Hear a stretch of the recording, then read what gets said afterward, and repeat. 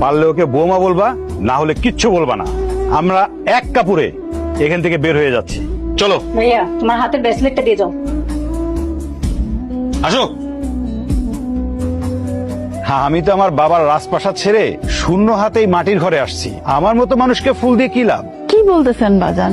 না দয়ায় তো আমার ছেলে আপনার অফিসে চাকরি পাইছে, আমরা 2 বেলা খায়া বাইচা আছি।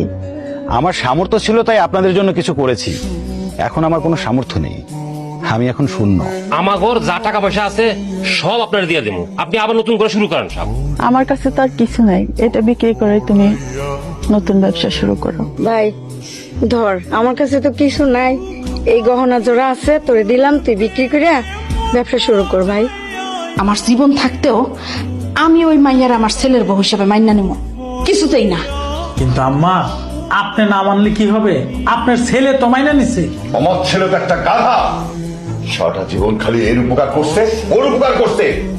উপকার করতে করতে টাকা দিয়ে একটা মাইয়া কিনে নিয়ে আইছে, আইনা নিজের ক্ষতি করছে। সেইভাবে হোক আমার পোলারে ওই মায়ের জীবন থেকে তাড়াইতে দিব। সেই ছেলে কিনা আমার জীবনে এসি ছাড়া ঘুমায় নাই, সেই ছেলে ভাঙ্গা চালা বাড়িতে এসে ঘুমাইতেছে। আমার তখন মন চাইতেছে চিৎকার করে কান্দি।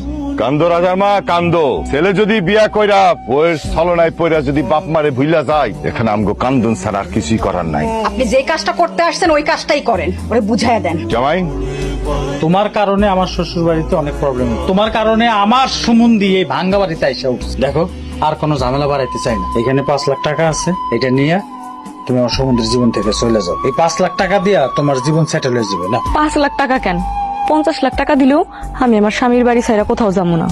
টাকা নিবি না তাহলে কি করবি? মার খাবি, খা মার। তুই আমার পোলারে আমার বুকের থেকে কাইরা নিছস না, এইটার মজা তুই পাবি। এই চল।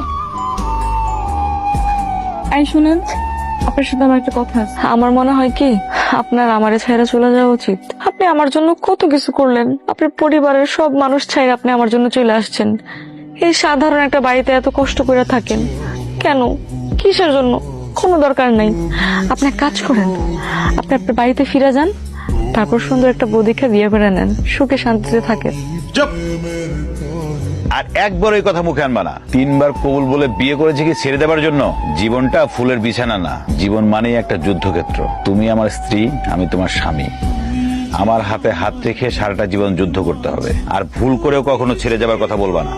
আর শোনো, তোমার যদি এই ঘরে থাকতে ভালো না লাগে তাহলে আমাকে বলবা, এর থেকে ভালো ঘরে থাকার ব্যবস্থা